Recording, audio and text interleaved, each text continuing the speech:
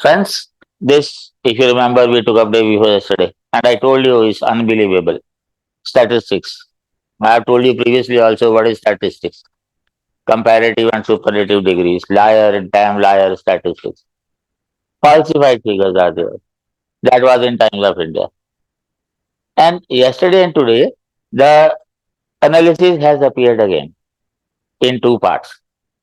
Firstly, it starts with how credible are the official statistics related to sexual violence against the women. The way I said the same thing is repeated, and the belief that can be. Hmm? Women often happen the crime against because of the entrenched patriarchal norms and facilitated by lack of resources within the criminal justice system, with the perpetrator emboldened by the state apathy. First thing is, I'm totally against the use of this question of patriarchy. This issue, the Western social scientists, they forced on India. The patriarchy that you have in the Abrahamic religions, if you know, not a single woman is referred in Quran. Not a single Devi is there in Bible. In our case, whenever we name our gods, we prefix the name of the spouse. Gauri Shankar, Sita Ram, Radhe Shyam, and even we have the concept of Ardhanarishwar. And the kind of patriarchy they talk about, again, I have said in one of the videos, like in our system, the eldest of the men used to be the patriarch. They called Karta. He held all the resources. And after his death, again the eldest one would take up. No share in wealth belonged to any individual. But if after the death of Karta they decided to divide, how was the rule? Let us say if there are four sons or four brothers and one sister, the eldest will take 5% of the total. The younger, half of it, 2.5%. Further younger, half of it. And the youngest, half of that. And rest of the property was divided equally amongst all the brothers. And the daughter would get 1/4 of the share of each brother.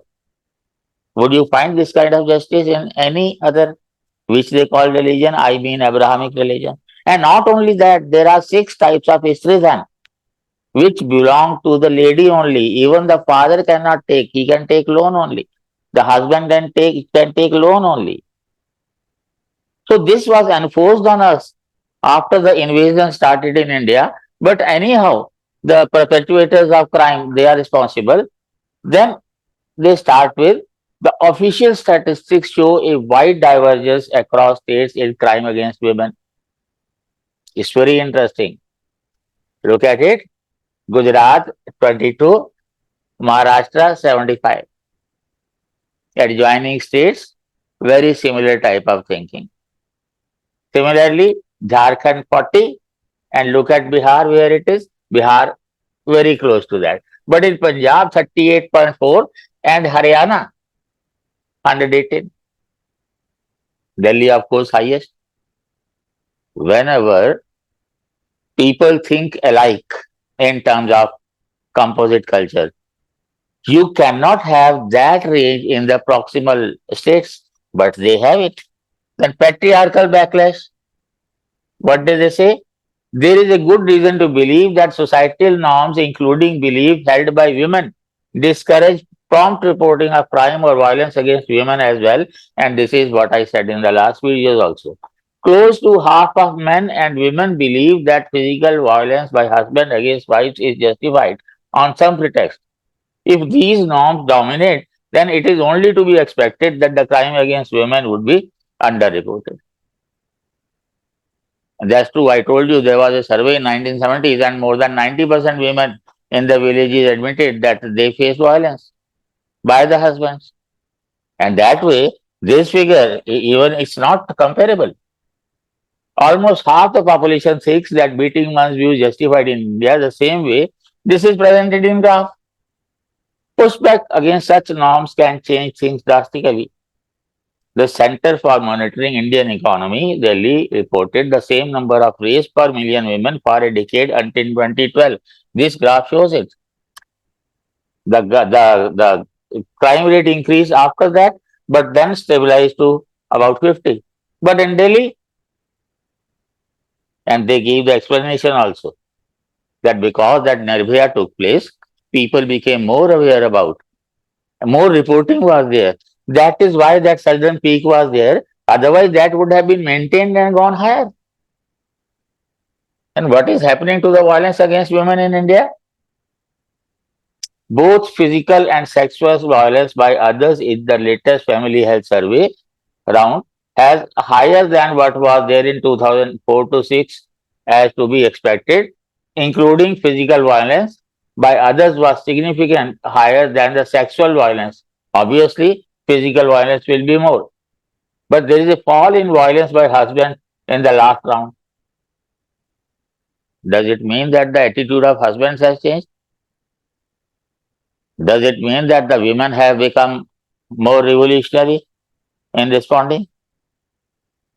Things don't change that easily and in that short span of time.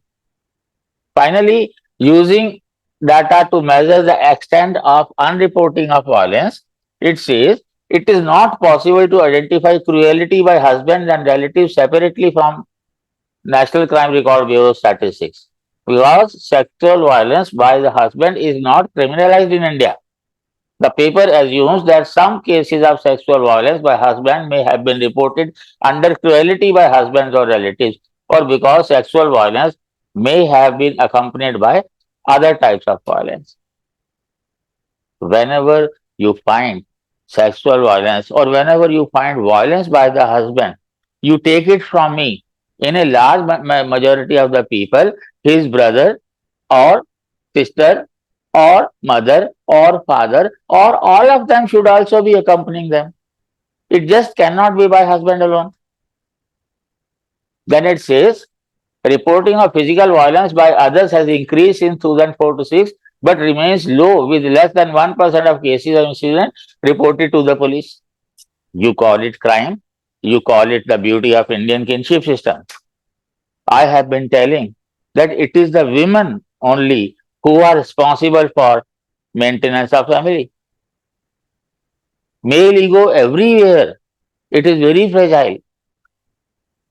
And if women were there, the kind you have in the West, where you talk only about equality and not complementarity, our society also would have been that way. But somehow, contrary to expectations and despite rising concern against violence against women, reporting of violence against women has not increased substantially for any form of violence. And the last thing, significant differences between the extent of underreporting of violence against women. Kerala and Himachal Pradesh have the best possible outcome of low incidence of crime. Bihar, Tamil Nadu, and Karnataka perform the worst. Where is Bihar? Where is Tamil Nadu? Tamil Nadu and Kerala, they are the highly educated people.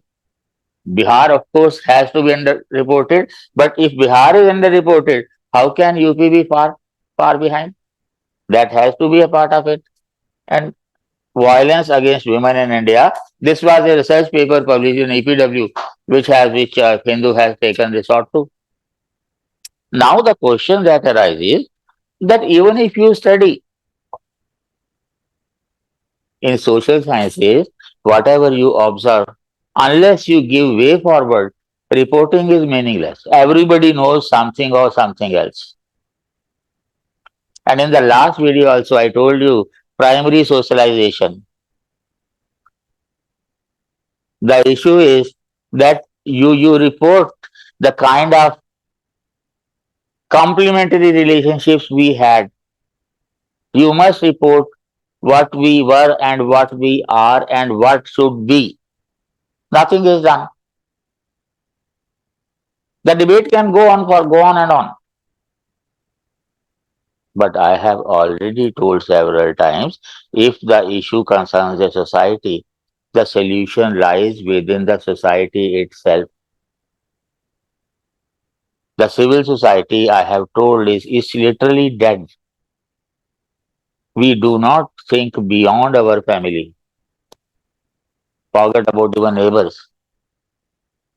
If that is the situation, unless when we say we the people, where are the people?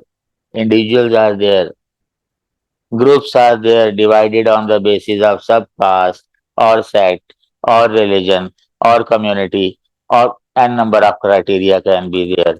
But we are not one. And particularly in metros, in village, still people do care for others. You may be shocked to know that when Macaulay came to India, Macaulay, sorry, never came to India. Macaulay did come to India, sorry. He did not find a single beggar in the country. We were of that kind. When I was a child, I think again I have told in the class, whenever somebody come to the neighbor renting a house, that day they don't have to cook their meal. Somebody would be sending breakfast, somebody sending lunch, somebody sending dinner. Now, even when years have passed, you don't know your neighbor. The socialization has literally gone awry. And we talk about I, my, me, our. That's all. But that is one issue. The issue arose because of that Kolkata incident. I told you in the last video, started with Nirbhaya, then a big gap. But one very important thing we forget. When we started this road to liberalism in UPA 2, we had strong unions. Union of Bankers was there. Union of Railways was there. Many more there. Medical staff also. Advocates also. Lawyers. Lawyers union is there, but even if they strike, hardly matters. The case can be pending for another 15 days. It has been pending for 15 years. How does it matter? Medical fraternity does matter, and IMA's role is not there. Indian Medical Association, it is toothless. This is the parallel organization that took up. And here I charge the doctors with being extremely selfish. Every union has been talking about itself. I, my, me, our, us, I told you. If you are such a strong, if you are humanitarian, you should have taken up the causes of others as well. Why don't you took up the cause of hunger in the country? Do you think you can separate hunger and disease? Why don't you take up? Why don't you take up employment also? N number of problems are there, and any strong union can take up. This is, of course, important, but it comes up only when something like happens in a metro. It happened in Delhi, and now it happens in Calcutta. Next time it may happen in Bombay after 10 years, again the issue will be there. The issue should be crime as a whole. Of course, women have the right to live, they have the right to live with dignity. Rather, every Indian should have right to live with dignity. And gender issues are not separate in our society. This is a Western concept of gender issues, subaltern issues, this kind of things. We have to talk about the crime as a whole. And unless you change your educational system in formal education at home and formal education in primary and junior high school, things will continue. More crimes will be there, more reportings will be there, more chat will be there on the teacup.